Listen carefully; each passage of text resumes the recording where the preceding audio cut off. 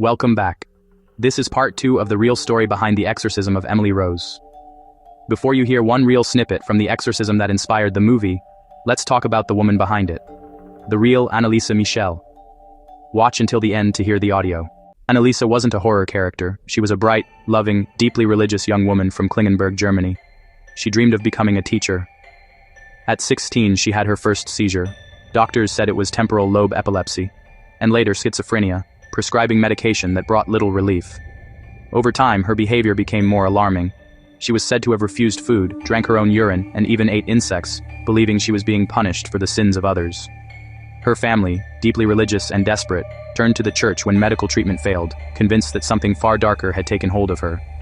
But soon she began seeing dark figures, hearing voices that cursed her, and rejecting anything holy, from crucifixes to blessed water. Between 1975 and 1976, 2 priests performed 67 exorcisms. By spring, Anneliese's health had deteriorated. Her knees were damaged from constant prayer. She believed her suffering would save others, that she was chosen to carry the weight of lost souls. On July 1, 1976, she whispered her final words to her mother. "Mother, I'm afraid." She passed away at just 23 years old, weighing only 68 pounds.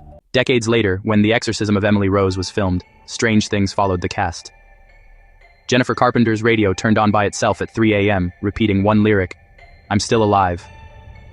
Laura Linney's television did the same, also at 3 a.m. The director, Scott Derrickson, later confirmed both events. Coincidence? Or something that didn't want to be forgotten? Before we end, I want to thank you all for following this story. I also want to apologize. I need to make a part 3.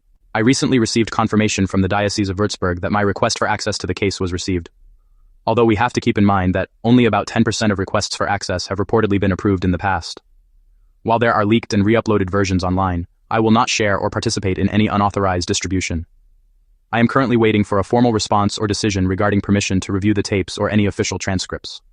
And while waiting, I found a 53-page translated transcript believed to contain one of the original tapes, however, is never been verified by the church or the courts. I'll be sharing the most chilling parts of it soon, things few people have ever read. Bear with me, because while I was reading the transcripts, I got really spooked and have not picked it up since, and that was a couple of days ago.